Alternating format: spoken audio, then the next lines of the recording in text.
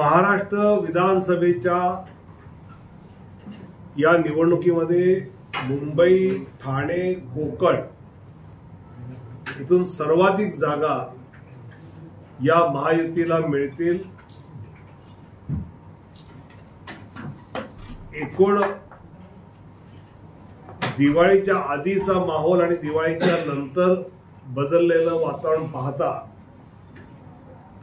Bhajpa, Shiv Sena, Rashtrawadi Congress, RPI असं महायुतीला स्पष्ट बहुमत आणि चांगल्या जागा या विधानसभेत निवडून येतील याची मला खात्री आहे। विशेषतः सिंधुदुर्ग जिल्ह्यामध्ये महायुतीच्या काळात झालेलं काम आहे।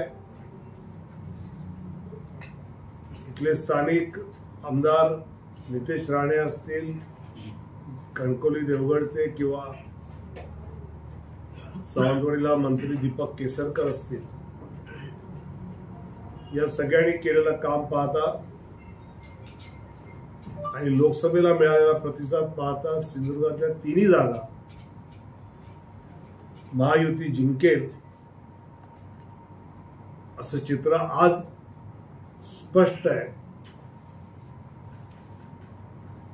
कार्यकर्त्यांनी उरलेल्या दिवसात मतदारांपर्यंत पोहोचून मतदान अधिकाधिक कसं होईल याविषयीची रचना ही आम्ही आता सुरू केलेली आहे।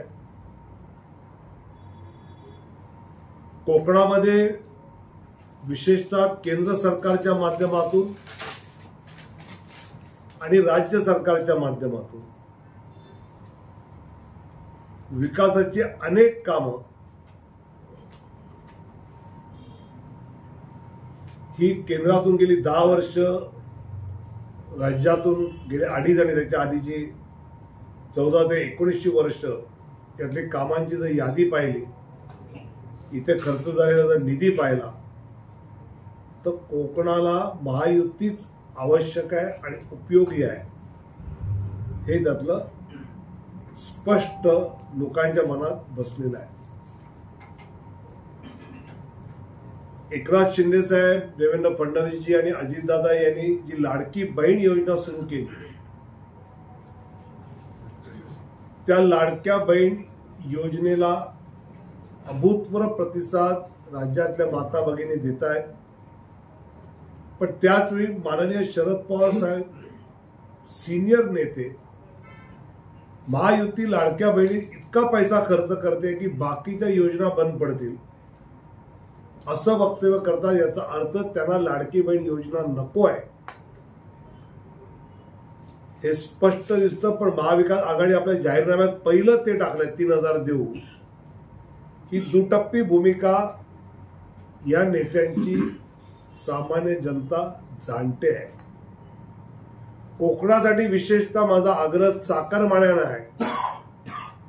आपल्या गावातली कामं घेऊन आपण आमदारांना मुंबईत भेटतो, पण मतदानाच्या वेळी मात्र आपली उपस्थिती आपल्या गावात जर दिसली तर आपल्या गावचा विकास अधिक जोमाने होईल हे चाकरमान्यांनी लक्ष ठेवलं पाहिजे।